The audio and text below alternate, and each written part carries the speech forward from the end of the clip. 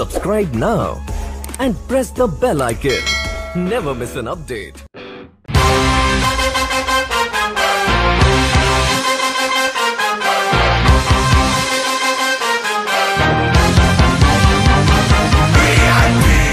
మీరు మిగతా వర్గాల మీద అయితే పార్టీలోని మిగతా వారి మీద పైచేయి సాధించడానికి ప్రయత్నాలు చాలా చేశారని అవి చాలా కొట్లాట్ల వరకు రాష్ట్ర ఇష్యూస్ పార్టీ పరువు తీసేంత వరకు వెళ్ళినాయి అంటారు.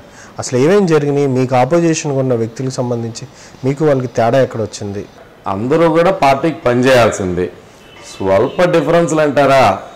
ఈ ఎదుగుదలలో నేను బాగా కష్టపడ్డాను, నేను బాగా కష్టపడలేదు, లేదు వీళ్ళు బాగా స్పీడ్గా వెళ్తున్నారు అన్న ఉద్దేశంలో డిఫరెన్సెస్ మాత్రం ఖచ్చితంగా ఉంటాయి. అంతకు మించి రాజకీయాలుగా ఒక గ్రూపు తగాదాలాగా మాత్రం మా నియోజకవర్గంలో లేదు.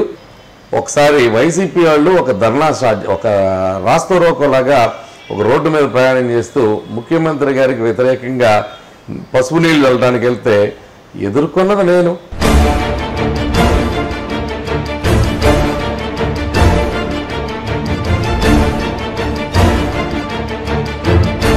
కొంతవరకు ఇళ్ల పట్టాల సమస్యకు సంబంధించి రిజిస్ట్రేషన్ సంబంధించి కూడా పెండింగ్ లో ఉంది.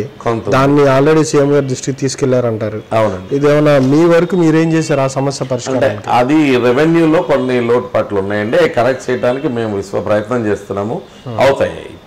అంటే ఈ టైంలోనే అయిపోతాయా లేదా నెక్స్ట్ టైం తీసుకు? మీరు గత 10 ఏళ్లలో ఒక్క సమస్య కూడా పరిష్కారం కాలేదండి. 2004 నుంచి 14 దాకా మీరు గమనిస్తే రేషన్ కార్డులు ఇచ్చామంటారు, రేషన్ కార్డులు ఎలిజిబిలిటీ లేకుండా ఇచ్చిపడేశారు.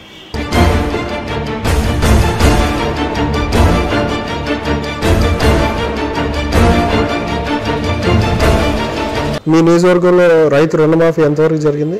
మొత్తం జరిగింది. మీరు రైతుగా ఉన్నారు ఆల్రెడీ? నాకు పొలం ఉంది, నేను రైతుని. మీకు ఎంత జరిగింది రుణమాఫీ? మొత్తం అంటే ఫేజ్ వారీగా మొత్తం వచ్చింది. ఫేజ్ అంటే 4th phase 5th phase రాలేదంటున్నారు? లేదు, వచ్చినాయండి. వచ్చింది అంటే మీరు అంటే రాజధాని ప్రాంతంలో ఉండడం వల్ల వచ్చిందా? లేదండి, రాష్ట్రం మొత్తం వచ్చింది. రాష్ట్రం మొత్తం వచ్చింది. అంటే వేరే చోట రాలేదంటున్నారు.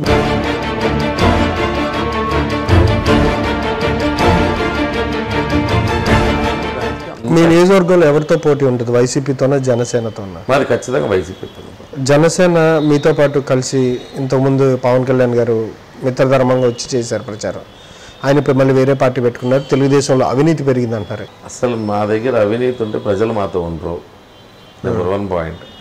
నెంబర్ 2, నేనేమంటే 14 ముందు లోకల్ బాడీ ఎలక్షన్ జరిగిన జడ్పీటీసీ ఎలా గెలిచింది?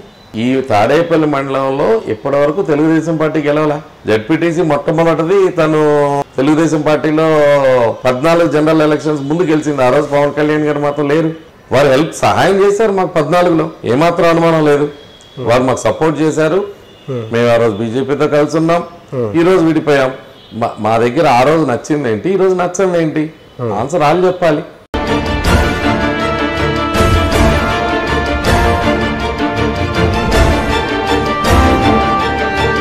కానీ మీ ఎమ్మెల్యే మీ కేంద్ర అధిష్టానాన్ని ఇబ్బంది పెడతా కేసులు వేయడం, పిల్లులు వేయడం, వీటన్నిటి మీద మీరు స్టాండ్ ఏం తీసుకున్నారు? అసలు మీరేం ప్రయత్నం చేశారా అతన్ని వారించడానికి కావచ్చు, మీ పార్టీ నెగ్గుకు రావడానికి ఎట్లాంటి చర్యలు తీసుకున్నారు? వారంలో 5 రోజులు మా ఎమ్మెల్యే గారి పని కోర్టులో కూర్చోవటం పని.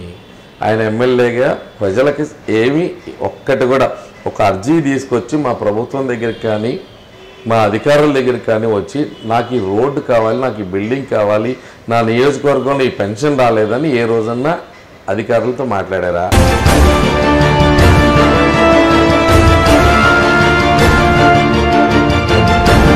వైసీపీకి సంబంధించి వాళ్ళు మీరు ఏ విధంగా టార్గెట్ చేస్తున్నారు? కాపీ కొడుతున్నారు అంటున్నారు, అట్లాగే వేరే వేరే విషయాల్లో కూడా మీ మీద విమర్శలు చేస్తున్నారు. మీరు వాళ్ళకి ఇచ్చే కౌంటర్ ఏంటి? అసలు వైసీపీ అనేది పార్టీ అని నేను అనుకోనండి. ఎందుకంటే కాంగ్రెస్లో నుంచి పుట్టింది వైసీపీ పార్టీ. ఇప్పుడు తండ్రి శవం అక్కడ ఉండగానే ముఖ్యమంత్రి అవ్వాలన్న ఆలోచనతో సంతకాలు పెట్టించుకున్నారు.